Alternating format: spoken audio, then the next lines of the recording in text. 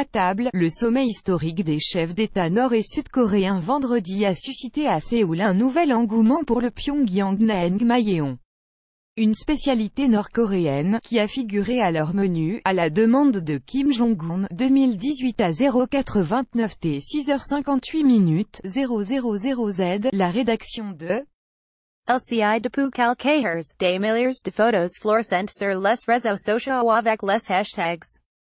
Un hommage aux chefs d'État nord- et sud-coréens? Pas du tout. Il s'agit seulement des images d'une soupe de nouilles. Celle-ci a en effet été servie vendredi, lors du sommet historique entre les deux Corées. Depuis, on constate un véritable engouement pour cette spécialité nord-coréenne. Voir les photos ci-dessous. Les restaurants de Séoul affichent en complet, des files d'attente se formant à l'extérieur. Cette soupe de nouilles froide est pourtant basique, elle est généralement garnie de légumes et de morceaux de viande. Les nouilles de sarrasin très longues peuvent être coupées au ciseau pour être plus faciles à manger, une spécialité préparée à la demande de Kim Jong-un et le dirigeant nord-coréen. Kim Jong-un a plaisanté sur ce plat, espérant que le président sud-coréen Moon Jae-in apprécierait le Pyongyang Naengmyeon qui est venu de loin. Puis après un rire, je ne devrais pas dire loin. La spécialité avait été préparée à la demande du dirigeant nord-coréen par le chef d'un restaurant réputé de Pyongyang, Okryugwan, qui, selon KCNA, l'agence officielle du régime, a beaucoup impressionné les participants. Comment expliquer ce soudain succès?